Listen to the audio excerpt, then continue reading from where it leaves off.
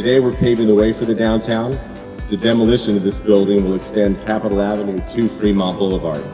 Imagine looking down this road from Fremont in the future and you will see shops on both sides of the street, landscaping, wide sidewalks, more bicyclists, a new civic center with a community center, and viable public spaces and a bustling sidewalk culture.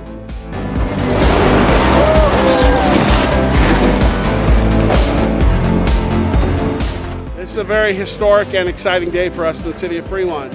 You know, when 5 small towns came together in 1956, we never really had a downtown, and since that time people have been hankering for a downtown, and it's real exciting for us to actually do something. I'm thrilled that this is happening. It's just what we need. You know, like I was saying, Fremont has amazing things going for it. It has a lot of great businesses. It's got a strong human services component, but it doesn't have this vibrant middle. It's the one thing it's missing, so I'm excited to see it starting today.